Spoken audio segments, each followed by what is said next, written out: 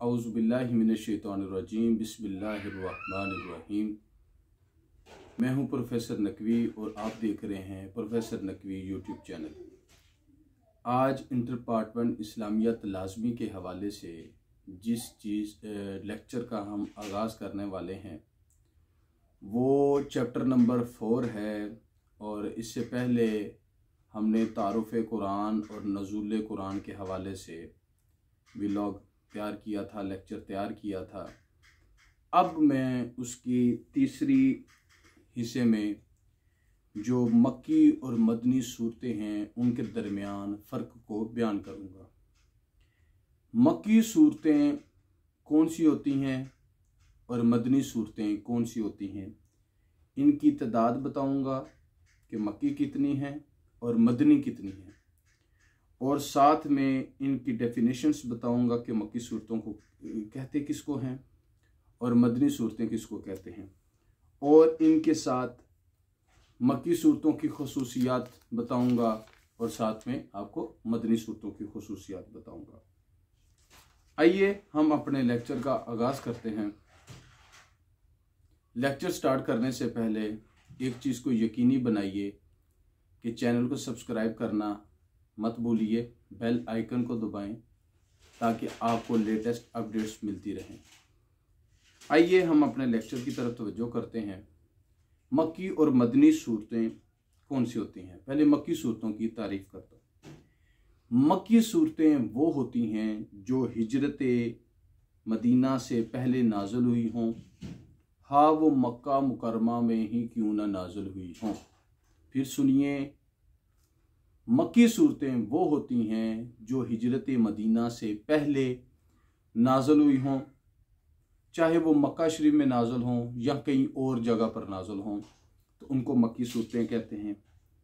मैंने आपको बताया था टोटल सूरतों की तादाद जो है वो 114 है और मक्की सूरतों की तादाद जो है वो 86 है, 86 है।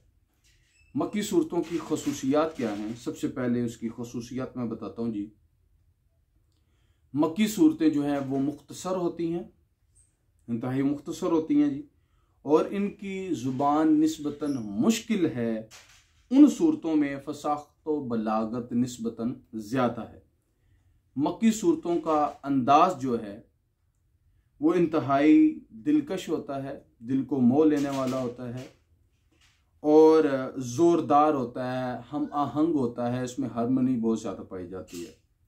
मक्की सूरतों में आमतौर पर गुज़श्ता कौमों के और उनके पैगंबरों के वाक़यात को ज़िक्र आता है, उनके ज़िक्र मिलता है, उनके बारे में हम जान सकते हैं। उसके अंदर पिछली कौमों के क्या हालात व वाक़यात के, वो कैसे रहते थे और क्या मामला थे, वो सारी उन चीज़ों के अंदर मक्की सूरतों के अंदर पाई जाती हैं।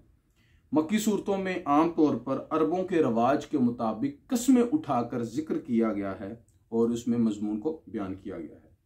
आमतौर पर सजदा वाली आयात जो हैं वो मक्की सूरतों में पाई जाती हैं और मक्की सूरतों में लफ्ज़ हरगिज़ इस्तेमाल हुआ है। हरगिज़ कुल्ला ये लफ्ज़ इस्तेमाल हुआ है।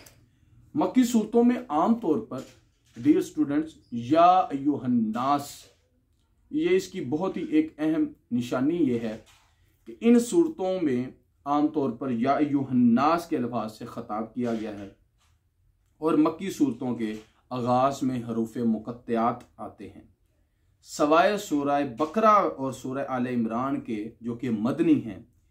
बाकी सबकी सूरतों के शुरू में जो मक्की सूरतें उनमें हरूफ़ मुक़त्तआत आते हैं। मक्की सूरतों में अकायद मतलब तौहीद, रसालत, ईमान बिल मलाइका, ईमान बिल कुतब और इक़्तिदा आखरत के हवाले से जिक्र किया गया है। इन सारी चीज़ों पर जोर दिया गया है। अब आपको मैं बताऊंगा मदनी सूरतें क्या होती हैं। मदनी सूरतें वो हैं जो हिजरत मदीना के बाद नाज़िल हुई हों, चाहे वो मदीना पाक में नाज़िल हों या मक्का में नाज़िल हों या दीगर कहीं भी नाज़िल होती हों।